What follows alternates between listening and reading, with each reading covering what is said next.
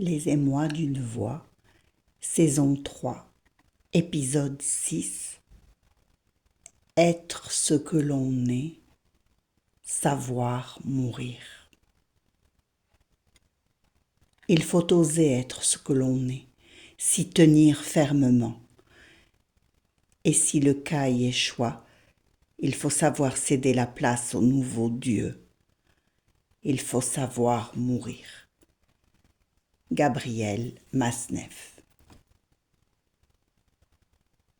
Au détour d'une lecture, elle, E majuscule de zèle E, tombe sur cette citation.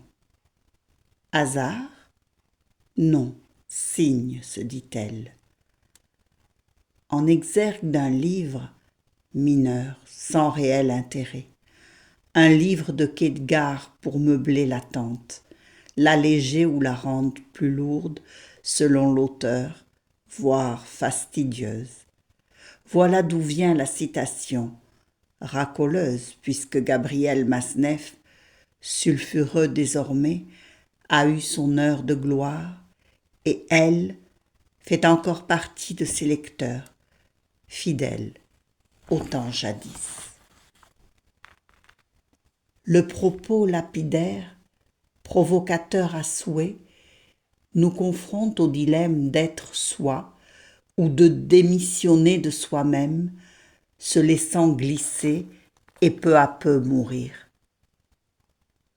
Elle veut vivre en revendiquant ce qu'elle est. Mais vivre semble à la fois difficile et simple.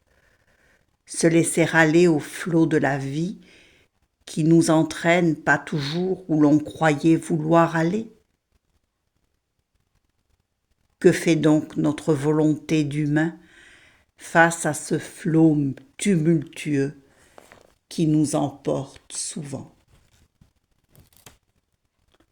Jouissance de l'un et tristesse pour l'autre, ainsi va la vie.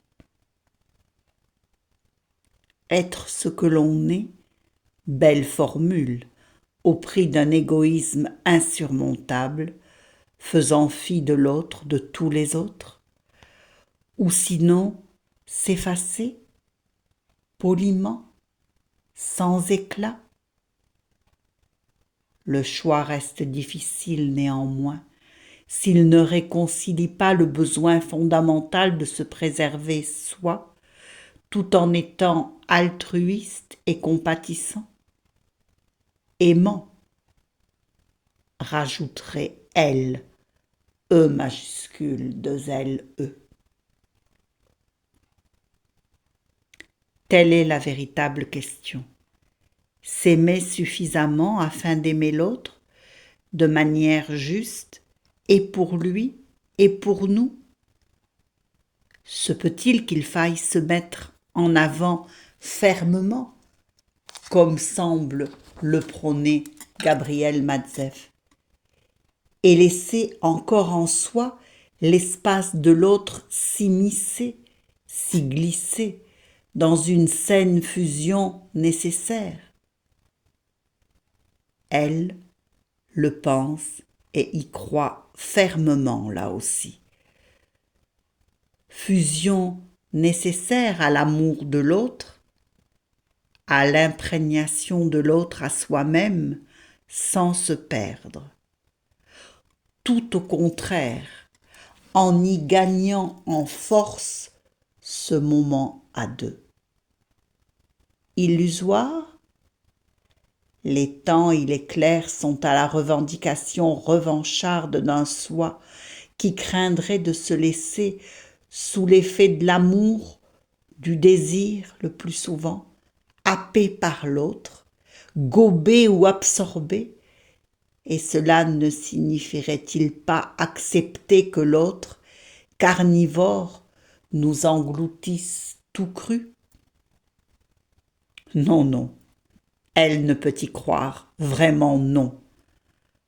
Pour elle, le face-à-face avec l'autre aimé, l'autre fantasmé, l'autre désiré, l'autre possédé quelquefois, tout cela se ferait dans la douceur de l'imprégnation, sans doute aussi dans la douleur d'une pénétration dominante, porteuse d'exacerbation du désir, et donc décuplant toute jouissance à venir.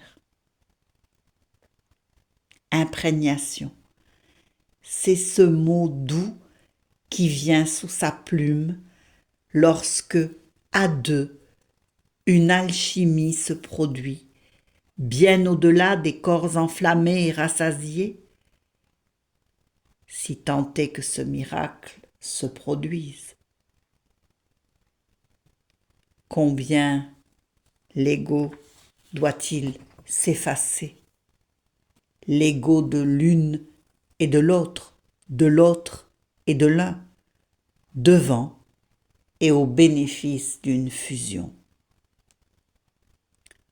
Cela signifie également surmonter la peur de se perdre soi dans l'autre, l'autre et soi, troquer cette peur au bénéfice d'une force nouvelle, dépassant de loin le nombrilisme du soi. Cela signifie peut-être également laisser tomber son ancienne écorce, ses vieux habits tissés d'habitude, imités par cette peur, toujours elle, de se retrouver dépouillée. Nu face à soi, nu face à l'autre, exercice périlleux s'il en est. Se mettre à se confier, à instaurer une relation de confiance. Et n'y a-t-il pas là pléonasme?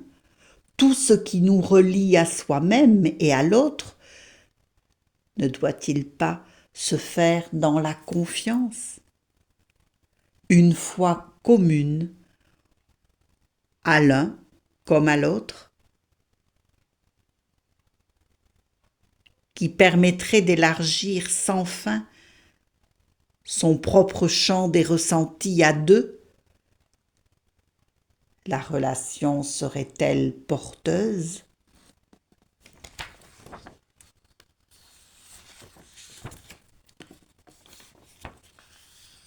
Alors là aussi, mourir à soi qui se meurt en nous, dans une petite mort nous délivrant tous deux, nous libérant enfin de toutes les blessures accumulées.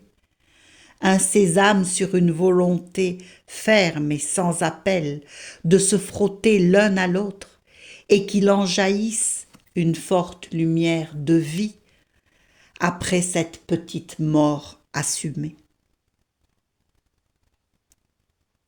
C'est sans doute ce qui est caché et révélé à la fois dans les mots sibyllins de cette citation.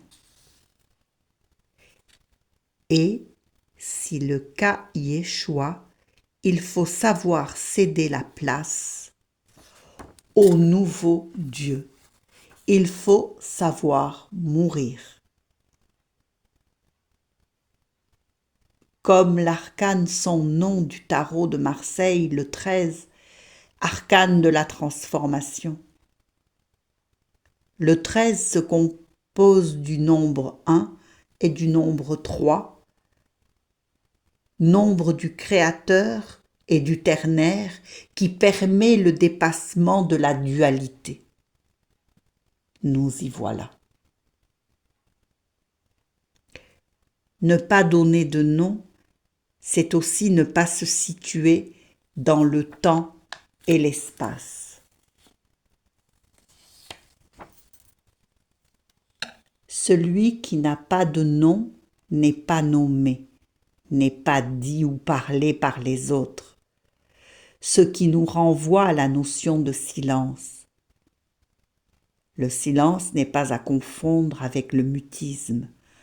Le silence est plein, chargé de sens, ouvert et rempli de ce qu'on appelle le cœur, nous enseigne Claude Darche dans son ouvrage La maîtrise du tarot de Marseille.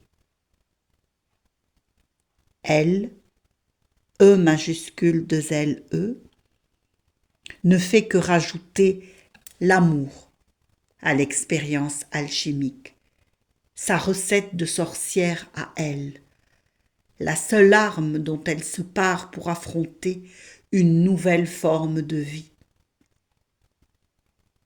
L'amour, même si la formule paraît galvaudée, est son seul viatique et son élixir ultime.